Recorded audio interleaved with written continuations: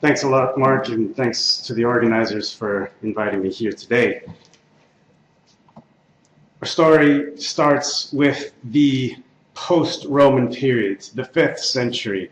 The period that I'm concerned with in my research mostly is the first couple of centuries after the departure of the Roman army from Britain. 5th, 6th, and 7th centuries is really what I'm interested in. I want to know more about what's going on here, and I think there's lots of room for reconsideration and some more reinterpretation along the lines that Martin and Alice have done this morning.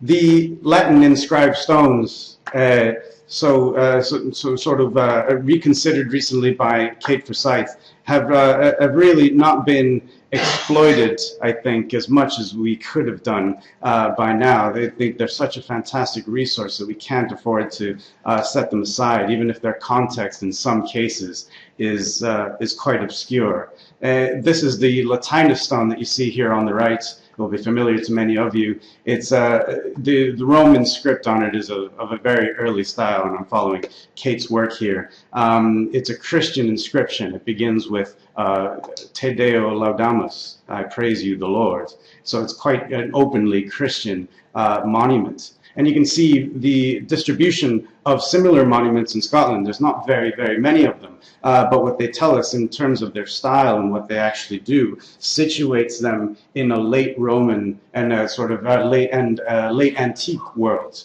Something that doesn't, it's a term that doesn't really get applied to Scotland very much. And I'm not arguing that it should, but we should perhaps open our minds to the wider context of them. These are just, the one on top here is another example from Scotland. And again, this is a Christian monument. The initial of that word, that name, Cornigne, is a cross symbol. But I'd like to argue that even though these are Christian monuments, this is not the only statement. And in fact, to a certain extent, it's not even the biggest statement that they're trying to make. Some of their function is really sort of boundary marking and estate marking, as well as the sort of religious function that they get ascribed to. This is the wider context of similar Group 1 stones. There are obviously many more of them in Wales, in the north and south of Wales there. The ones in Scotland are very similar in many ways, but unique in the sense that they don't have any, none of these has an Algam inscription, even though there's other hints of Irish influence. More likely, more plausibly, they're just sort of part of that continuing Irish Sea sub-Roman province that Scotland belongs to. And I think we can really think wider about these monuments. I think the implications of there being a Cairo symbol and such expert Latinity on these stones really places them into a much wider context, and more than it's been, can give Scotland a bit more credit, I think, in the sort of 5th and 6th centuries. So that leads me to the burial evidence, which is what I'm going to be talking about today. Some of these stones, but certainly not all of them, are linked with early medieval burials. Here at the Cat Stane in Midlothian, these have been radiocarbon dated to roughly the same time period as the inscription, beginning certainly from the 5th century into the 6th and 7th for the graves. This stone is an interesting one, though. Here's a reconstruction of its context. This will be familiar to many of you, but it's worth stating again. The stone itself reads, "In this tomb lies Veta," Celtic name, a son or daughter of someone with a Latin name, Victor or Victorinus. But the stone itself, despite the legends that it has on it, "In this tomb lies," actually doesn't lie on one of these long kists itself. It seems it was on a very much disturbed monument, but it seems it could be the remains of a Bronze Age curbed cairn, albeit a very small one. And some of the graves are certainly aligned radially on it, as if to sort of respect the boundary of a former circular monument or cairn in this case. So even though the tomb, it says, "In this tomb lies a person," there's actually, if anything, prehistoric monument just underneath it. We can afford to see some of these stones as perhaps a little bit more symbolic than literally saying this is the burial place of a single person. And this is one of the very few where we have a modern excavation, in fact the only one in Scotland, where you have a modern excavation of its context, of its immediate context, still in situ. I'd also like to flag up the fact that there's multiple clusters of burials here. On the right you see long kists in rows, just like the rest of the cemetery, but these are made of shale stone, while the rest are made of the sort of locally available sandstone. And then there's different layouts as well. There's at least three different clusters of burial activity, even though it looks like one coherent row grave cemetery. And the implications of that I'll explore a little later on. Now, I've talked a lot in previous papers about where we have the most evidence, in the Lothians, in Fife, in Orkney, where we have lots of burial evidence. What I rarely get to talk about is Argyll and the west of Scotland, where we have, presumably, the earliest Christians, if you believe Adamnan in his life of St. Columba. And certainly the spread of cross slabs is remarkable in this part of the country. There's multiple ones per parish sometimes.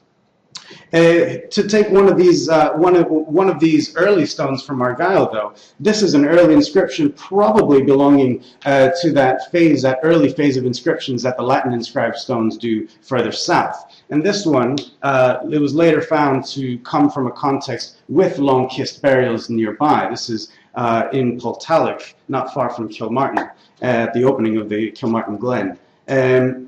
You can see the long kists there. There was only 4. These weren't dated, as it was excavated in the early 20th century. But the context around it, it's actually set into multi-phase monument, a very large Iron Age enclosure with evidence of Iron Age and early medieval metalworking. And then these 4 stray long kists and a few other prehistoric monuments nearby. This is one of the very few early inscribed monuments in Argyll that we have really good, well, some kind of excavation evidence for. So if this is a cognate monument to the Latin inscribed stones further south, here again, it's linked with early burials, but certainly nothing that you could call an early Christian site in this case. The earliest cross slab from the area is from the St. Columba's Chapel, a kilometer to the south, and at least 100 years after this stone was raised. So something different is going on here, and we actually have very few burials, as we'll see, excavated from Argyll. Despite the fact that we have so many cross slabs of this type in Iona, I put here all of the known early medieval sculpture from Iona to the same scale on one slide. This is something you rarely see all put together. We talk a lot about the high crosses, 8th century monuments, but the vast majority of this collection are these simple, uninscribed cross slabs. This is telling us something about early Christian burial activity, and on Iona, this is telling us about the creation of an early Christian burial rite. And I think it's something that we don't really understand yet. And this is something I want to explore a little bit more today. I want to flag up these 2 distribution maps. This is based on my dissertation, my PhD work. The one on the left is what you usually see, square barrows versus flat graves, the red dots. But if we're being realistic, we can split these off into a little bit, maybe too complex of a map here on the right, with long kists, specifically the red dots, and barrows differentiated from cairns, dug graves differentiated from long kists. When you do this, a very interesting pattern emerges just across the border. We can see that the long kists, which look like a sort of rash across all of Scotland on the left, actually are very much concentrated in the sort of Forth and Tay zones. Outside of that, you still have them, but there's a lot more inhumation in flat graves and other kinds of monuments. And certainly just across the border to the south, long kists drop off dramatically. It's mostly dug graves, and I wonder what's causing this. And this is sort of exercised my mind more than once. And I'd like to sort of put forward some conclusions here today, hopefully. But I can introduce you a little bit more to the long kist. Now, these are generally unfurnished, so they're very hard to work with in the same way that we can do furnished graves further south and in the continent, in the sense that we can get radiocarbon dates, and that can narrow down the date range to 100 years or so. and you can't get much closer than that. So can we really say very much about social relations, kin groups, in the same way that we can elsewhere? I think we can. Just to put these into their wider northern British context, if you like, you could see this as the long kiss as being a sort of a British type, whereas the furnished grave is an Anglo-Saxon type.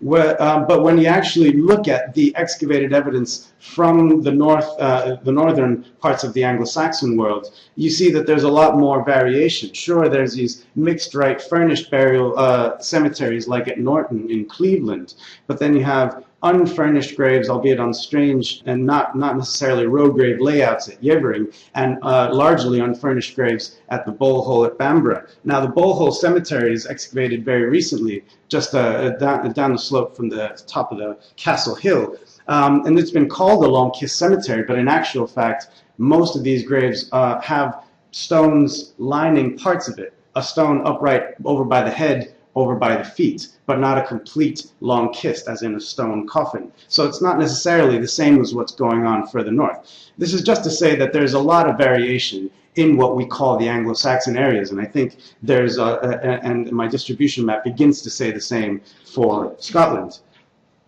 If we just focus on the dug graves and the long kiss, I'd like to argue that even that's not enough of a distinction. If we look at this one, we do see that sort of border acting on the distribution, as in long kissed north of the border, dug graves more generally to the south. We can actually look beyond this if we map other kinds of aspects. In this case, I'll focus on furnished graves. Graves with grave goods actually form a continuum going up to the mouth in Scotland. If we only map those, it doesn't look as stark of a divide as it does, or as it did before on the earlier maps. So we have to be careful of what we're actually doing with these maps.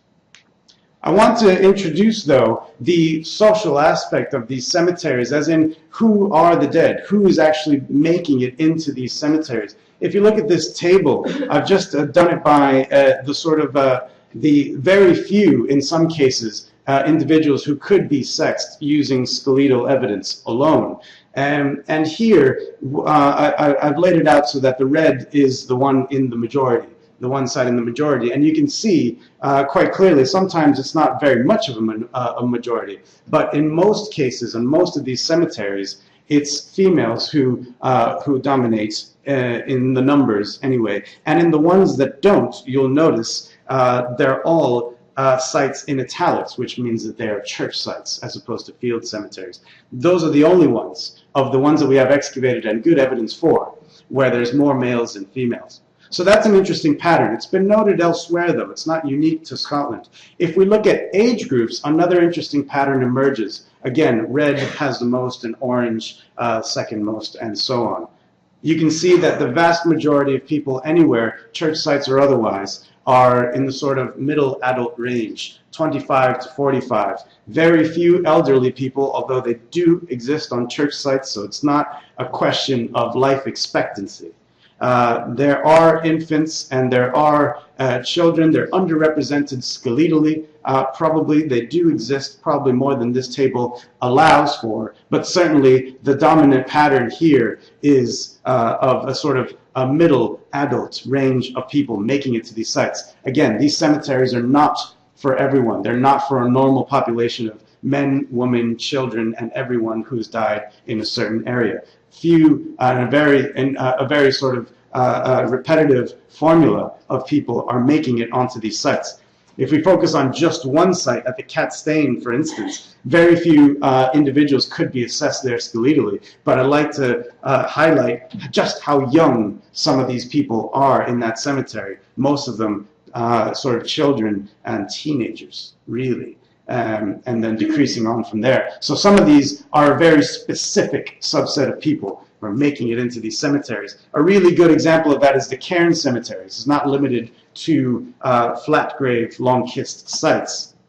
If we look at underneath the cairns, we can see the radiocarbon dates show that there is a clustering here. There's an earlier cluster to the right and a later group, a smaller later group to the left there. But if we look at the sex breakdown, we can see that this is, again, not what you would call a family grouping, as you might expect in the sort of early medieval clusters. The Cairn complex on the right there has 8 females. Every burial in this complex is a female and of a very similar age, 17 to 35. In fact, the entire cemetery at London Links, very few people, I'll admit, but the entirety of this cemetery as excavated falls under this date, this age range, 17 to 35-year-olds. So these are a very young group of people making it into these cairns, and in this case, overwhelmingly female. In fact, one of these entire clusters is given over to females of that age group. Can we really call this a family group? In the same way that we would say for a normal cluster, let's say in an Anglo-Saxon cemetery. There's certainly selectivity here that lends itself to a wider understanding of these clusters. We shouldn't just jump to that family conclusion, and we should probably think a little bit wider in the terms of extended households.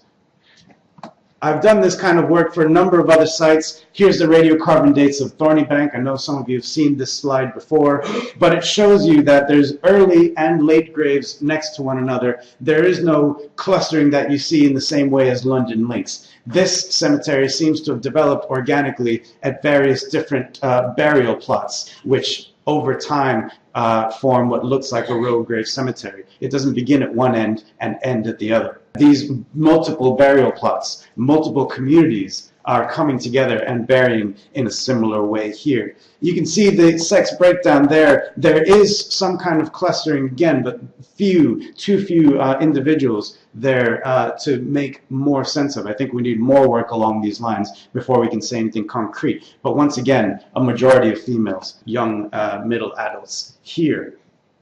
I'd like to talk a little bit about the long-kissed burial rite itself. This is not the only burial rite represented at Thornybank, and it's very similar in this sense to Whithorn, which is possibly an early Christian site. Some of these, in fact half of them at Thornybank, are actually in log coffins, hollowed out tree trunks, whether they were cut down and hollowed out or whether they were withered dead trunks. We don't know because the wood doesn't survive, just the shape of these things. But this is paralleled in Bronze Age cairns, in very, very rare cases in Scotland, but also in early Germanic burials on the continent. Here's one from Overflacht on Germany to show you a sense of what that would look like. Some of the most important and central burials, it seems, on this site were actually in log coffins. In this case, I'd like to begin to change the narrative of what we're thinking with these burial types, these long kists and these log coffins, and begin to turn your attention more towards the effort, the selectivity of materials used to bury these people, and begin to argue that even though these are unfurnished graves, it's not a lack of investment. There's certainly a lot of investment, a lot of time, a lot of effort and sourcing of very specific raw materials to go into these graves. The long kists, there's 50 odd of them at Thornybank, would have taken lots of effort and investment of time to gather the appropriate kinds of stone, and the log coffins would have been heavy, unwieldy, very difficult to handle. I would like to argue that the lining in this case, the lining of the grave, is actually a form of grave good. It's a furnishing, and we should see it this way. If we look at it that way, that map of furnished graves actually explodes across Britain, and there's no clear boundary. Very specific types of stone are sourced in some cases. There are 3 graves that reuse Roman masonry brought from several kilometers away. I believe the nearest Roman fort that uses stone of this kind is in Verresk. The nearest fort is Elgin Hall, but that's a timber monument more than anything else. I could be wrong about this. And there's another kist in here that has a very carefully dressed coffin-shaped base and lid. So there's a lot of effort. They're not just always natural boulders, naturally occurring boulders. They're sourcing this, in some cases, from a very large distance away. And you'll see one of these Roman masonry kists is one of the earliest ones, and one of them is one of the later ones. It's not a simple proximity argument. They're doing this for generations, presumably. All the cemeteries that we have excavated fall under a very similar pattern. If you look at Thorny Bank, you might think that those large square enclosed graves are the central monuments, they're the founders' graves. There's no evidence when you map the radiocarbon dates that that's the case.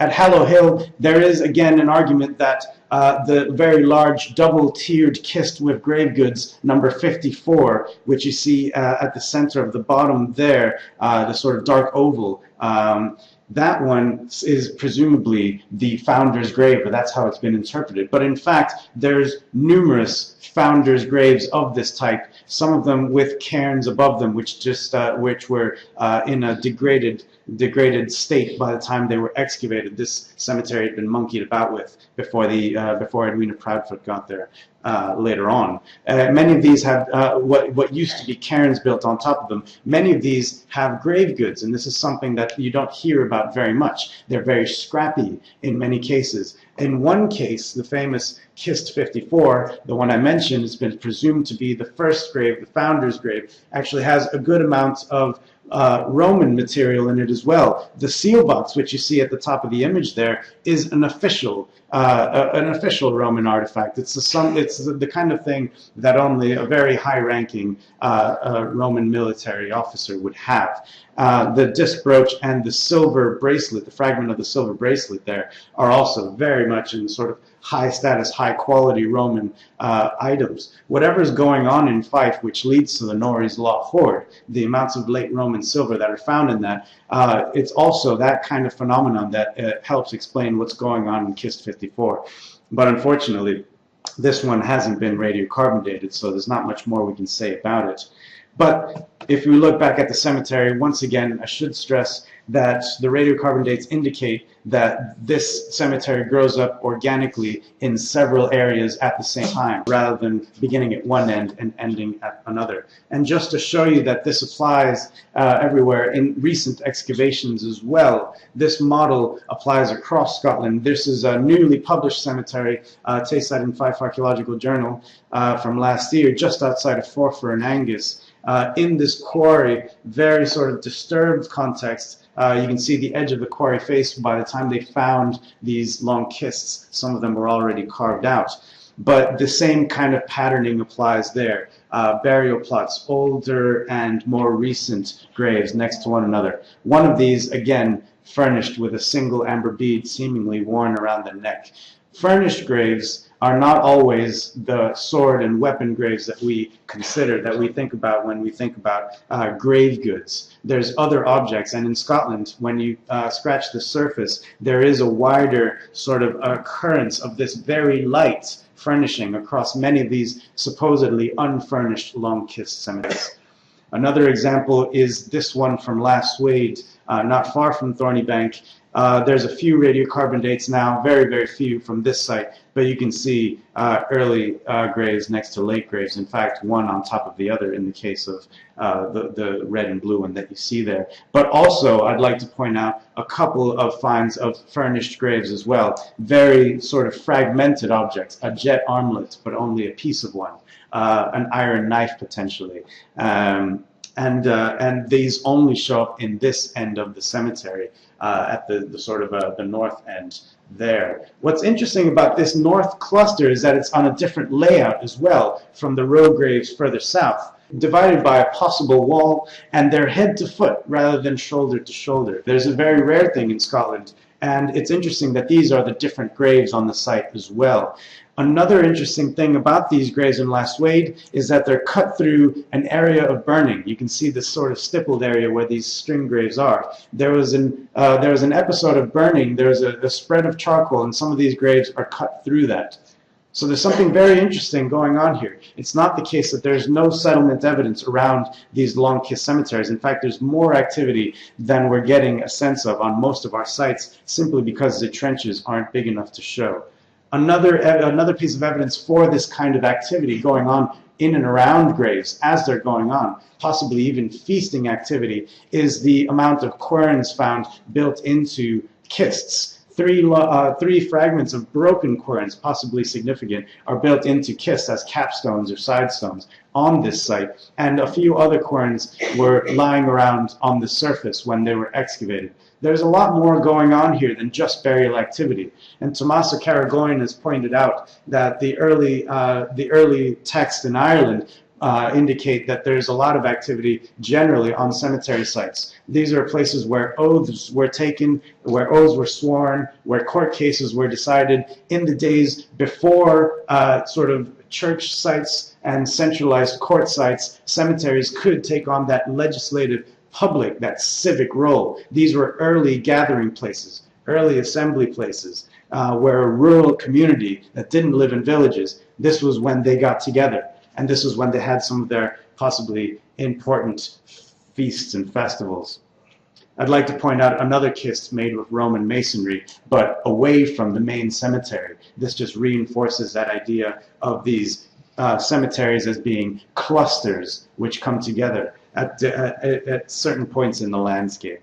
I'd like to flag up that this is not just a strange Celtic, Scottish thing. This also happens, this sort of very light furnishing, fragmented items left into the grave, sometimes into the upper fill, also shows up on some of the on some of the most richly furnished sites of Anglo-Saxon burial. There's a famous bed burial from Street House Farm in its very unique square layout. The central bed burial is very richly furnished with that scallop shell brooch that you see there in the bottom right. But some of the other graves just have fragments of material, fragments of pottery, fragments of glass, a fragment of a Roman glass bangle. These are exactly the kinds of things, except for the pottery, that you're getting as light furnishing on some of the Scottish graves. There's a wider pattern of light furnishing that is carrying on alongside the more obvious weapon graves. So why these sites? Why these sites in particular? Why are people gathering around these sites? In some cases, you can show, as at Thorny Bank, that these cemeteries are congregating at places that were already significant in some way, usually a prehistoric monument, something visible on the surface. You can see that bank, that sort of prehistoric bank at the top, is forming the northern boundary of the cemetery. Whether the other monuments were visible at the time is debatable, as some of them cut straight through. But certainly, at least, that bank was there. So they're taking the past, the elements of the past, and they're fashioning it into something new. This is very similar to what's going on with the Latin inscribed stones. Natural boulders, sometimes reused standing stones. The idea of Roman literacy. They're taking the elements of what's available to them, the grammar of power, the grammar of authority, and they're making it, refashioning it into something new. I'd like to argue that that's exactly what's going on with these Longkiss cemetery sites. And they're congregating, various communities are congregating on these sites of potentially already some kind of significance. And that helps explain what these things are doing. It's not necessarily a religious statement, as has so often been said. This is evidence for early Christianity or otherwise. The other statement, and possibly the bigger statement that these are making, is a statement about different kinds of land ownership, different ways of relating to one another, different ways of coming together and running your community or your various communities. And it shows us that there isn't anything like the sort of higher status graves differentiated with more grave goods that you get further south. It's something like a much more, dare I say, egalitarian, flatter society that you're getting on these grave sites. And I think I'll just leave it at that. Thank you very much.